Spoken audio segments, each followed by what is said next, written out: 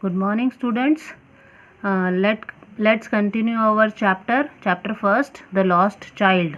Yesterday we had studied कल की story हमने पढ़ी थी कि एक बच्चा जो है वो अपने पेरेंट्स के साथ मेले में जा रहा है और ये डिस्क्राइब किया था कि वो मेले में जाते टाइम उसने खुशी खुशी लोग सब मेले में जा रहे हैं, कुछ पैदल जा रहे हैं, कुछ बुलक कार्ट पे हैं, कुछ बैम्बू पे हैं, कुछ घोड़ों पे सवार होकर जा रहे हैं। ओके, और वो बच्चा जो है खुशी से भरा हुआ है, अपने पिता के पैरों के बीच में भाग रहा है। Clear? Now let's continue it. Come child come called his parents as he lagged behind. Lag behind means होता है पीछे छूट जाना। अब जैसे ही वो बच्चा पीछे छूटा तो उसके पेरेंट्स ने आवाज़ लगाई कि कम चाइल्ड कम, कि आओ बेटा बच्चे आओ। Fascinated by the toys in the shops that lined the way. और वो बच्चा जो है पीछे क्यों छूट गया था? फैसिनेट मीन्स होता है आकर्षित होना, कि वो दुकान पर जो लाइन से रास्ते में जो दुकान आई थी और उस दुकान में जो टॉयज़ थे, लाइन से वो टॉयज़ लगे हुए थे, तो उनको देख के उनकी तरफ आकर्षित हो गया था वो, और उस कारण उनको देखने के चक्कर में वो पीछे छूट गया था। तो उसके पेरेंट्स ने उसको आवाज़ लगाई। ही हरिड टूवर्ड्स हिज पेरेंट्स। वो जल्दी से भाग के अपने पेरेंट्स के पास गया। His feet obedient to their call. और उसके पैर जो हैं उनकी आवाज़ को एक आज्ञाकारी व्यक्ति की तरह वो उसको फॉलो कर रहे थे। मतलब जैसे ही उन्होंने आवाज़ लगाई वो भाग के उनके पास गया। His eyes still lingering on the receding toys. Lingering होता है रुके रहना, है ना, रुकी हुई थी। रिसीडिंग मतलब पीछे छूटते हुए, पीछे जाते हुए।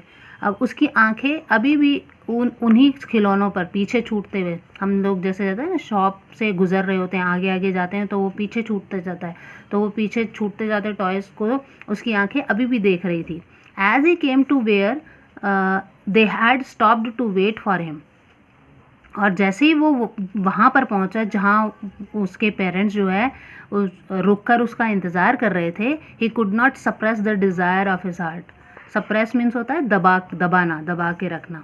ठीक है, जैसे ही वो वहाँ पहुँचा जहाँ उसके पेरेंट्स जो है रुक कर उसका वेट कर रहे थे, वो अपनी दिल की जो इच्छा थी, उसकी डिज़ायर मीन्स बिल को ही बोलते हैं इच्छा, वो उसकी जो दिल की इच्छा थी वो उसको दबा नहीं पाया।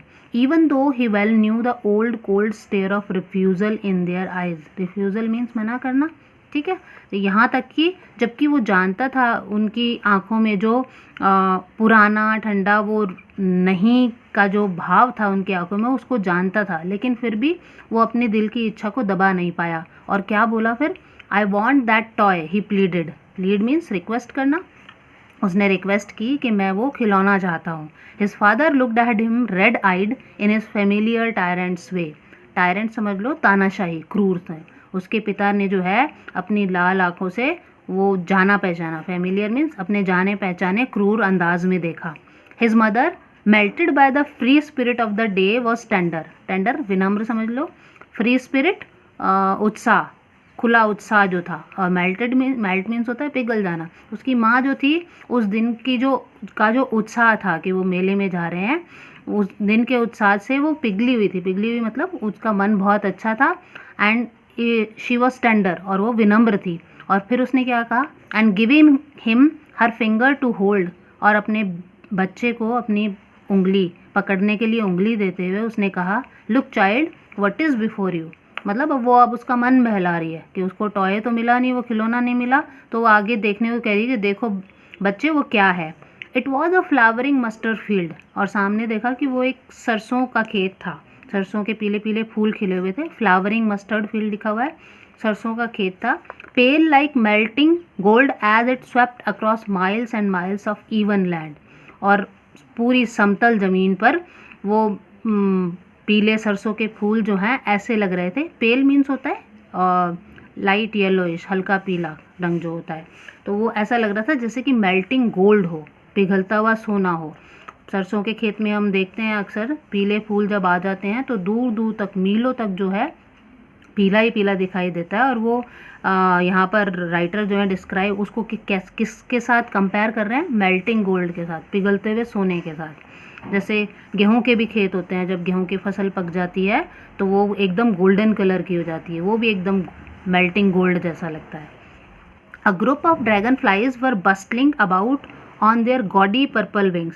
अब एक ड्रैगन सबको पता है ना, ये काफ़ी उसके पंख जो होते हैं बिल्कुल ट्रांसपेरेंट होते हैं वाइट कलर के, और उड़ते टाइम आवाज़ भी बहुत करते हैं। तो एक ड्रैगन फ्लाइज का ग्रुप है और वो जो है उनके gaudy purple wings, gaudy means भड़कीले चमकीले पर्पल कलर के विंग्स से वो हलचल कर रहे हैं। बस्टलिंग मीन्स हलचल करना।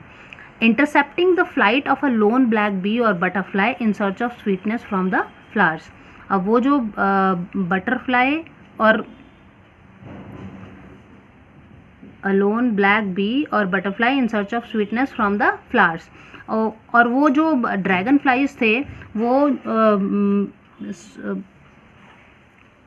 फूलों की जो मिठास के लिए वो वहाँ पर आए हुए थे। फूलों में जो रस होता है, मीठा और रस, उसको लेने के लिए वो बटरफ्लाई और ब्लैक बी जो आए हुए थे उनकी उड़ान को बीच में रुकावट पैदा कर रहे थे, अवरोध पैदा कर रहे थे। कौन? ड्रैगन फ्लाइज जो हैं।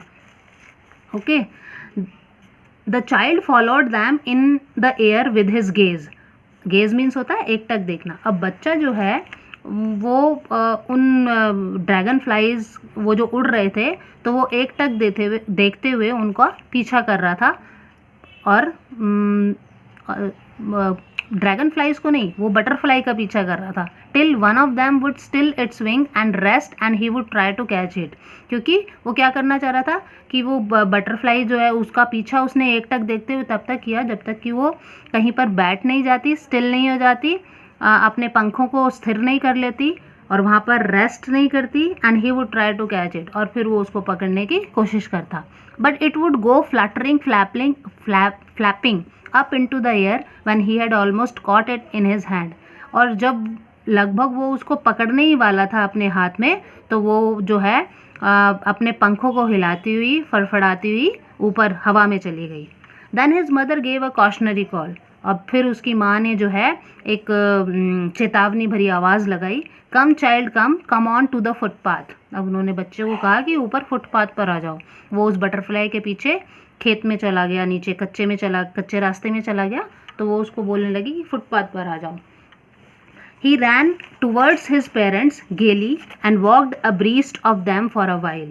अब वो gaily means खुशी खुशी। अब वो खुशी खुशी जो है अपने पेरेंट्स की तरफ गया। जैसे ही माँ ने आवाज़ लगाई वो खुशी खुशी अपने पेरेंट्स की तरफ गया, और फिर कुछ देर के लिए abreast means होता है उन बराबर में, साथ में, वो उनके साथ में चला। Being however soon left behind, और जबकि जल्दी वो उनसे पीछे छूट गया।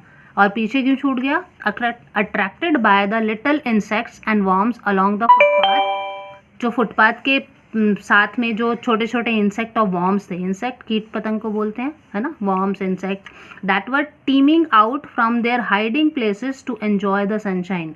जो कि अपने हाइडिंग प्लेस, छुपने वाली जो जगह होती है, वो धूप को, सनशाइन को, धूप को एंजॉय करने के लिए, धूप का मज़ा लेने के लिए वो वहाँ से बाहर निकले हुए थे। तो वो उनके तरफ अट्रैक्ट हुआ और अपने मम्मी पापा से, पेरेंट्स से पीछे छूट गया। Okay, clear? Now enough for today, we will continue in our next video.